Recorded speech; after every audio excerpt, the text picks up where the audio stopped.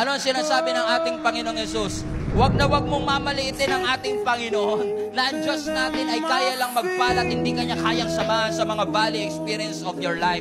Do not allow the enemy to keep lying to you na mag-isa ka lang.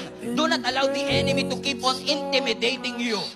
Hindi ko sinasabing walang giant, pero ang sinasabi ko lang that even your biggest giant ay kayang talunin ng ating Panginoong Yesus. That God can transition you from valley to victory because God is with you. From valley of trouble to the valley of hope. That God is the God of your peak, but God is the God of your week. That God is the God of your mountaintop experience, and God is the God of your mountain low experience. That God is your God not just when you are healed. He is also your God when you are sick. He is a God when you are on the wow days, and He is your God when you are on the wow days. He is your God on good times. He is your God on the bad times. God is with you all along. I want to encourage every one of us. Let us praise God in the valley. In the midst of our sickness, worship the Lord. In the midst of your pain, praise Jesus. In the midst of that disappointment, purihin mo ang Panginoon. Do not complain. Praise. Do not complain. Worship. Stop saying what you are seeing. Say it by faith. God is with me. God is with me. God is with me. God is with me.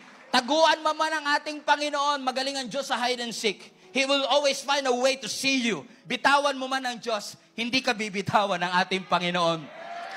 He is always with you through the mountaintop and even through the valley low. Your God is not just a God of the mountains. He is the God of the valley. He never lost a battle. He won the victory for each and every one of you. I don't know who is this for, but God wants to encourage you today. Do not give up. Do not surrender. Just keep on walking. Alam ko mahirap, alam ko madilim, pero keep on walking.